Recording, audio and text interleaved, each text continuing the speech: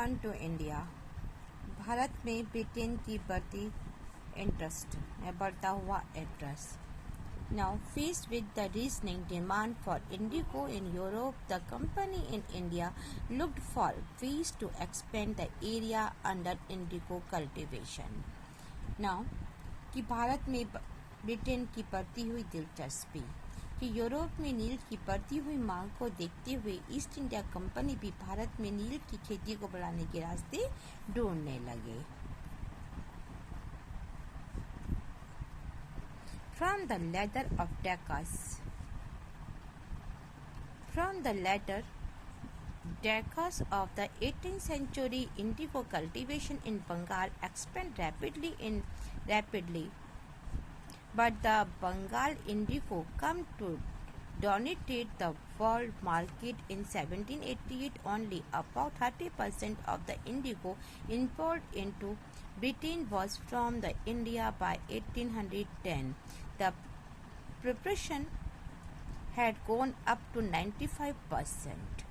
Now, कि 18th century के आखिर के दशक में बंगाल में इंडिगो की प्रोडक्शन तेजी से फैलने लगा और बंगाल में पैदा होने वाला इंडिगो पूरे वर्ल्ड के मार्केट पे छा गया। 1788 में ब्रिटेन द्वारा इंपोर्ट किए गए इंडिगो में इंडियन नील या इंडिगो का हिस्सा केवल लगभग 30% था, बट 1810 के अंदर ब्रिटेन द्वारा इंपोर्ट किए गए नील में इंडियन नील का परसेंट 95% हो चुका था।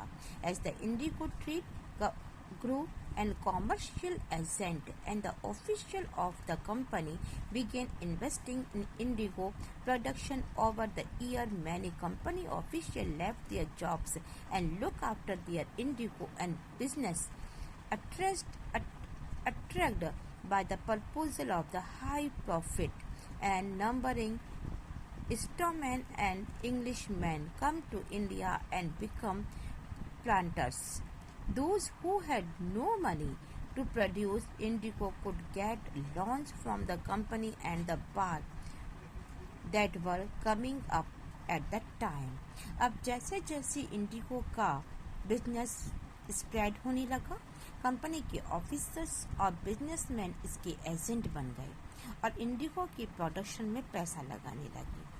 टाइम टू टाइम के साथ साथ समय बीतता गया और कंपनी के बहुत सारे ऐसे ऑफिसर्स थे, उन्होंने इंडिगो में अपने कारोबार पर ध्यान देने के लिए अपनी सर्विस छोड़ दी और भारी मुनाफे के साथ उम्मीद की थी कि स्कॉटलैंड और इंग्लैंड के बहुत सारे ऐसे लोग थे जो इंडिया में आए और उन्होंने नील या इंडिगो के बागान लगा दिए। जिनके पास इंडिगो की प्रोडक्शन के लिए पैसा नहीं था, उन्होंने कंपनी से अपने निजी बैंक या निजी कर्जे के या लोन के द्वारा कर्जा लिया और यहाँ पर अपने खुद का प्रोडक्शन करते रहे।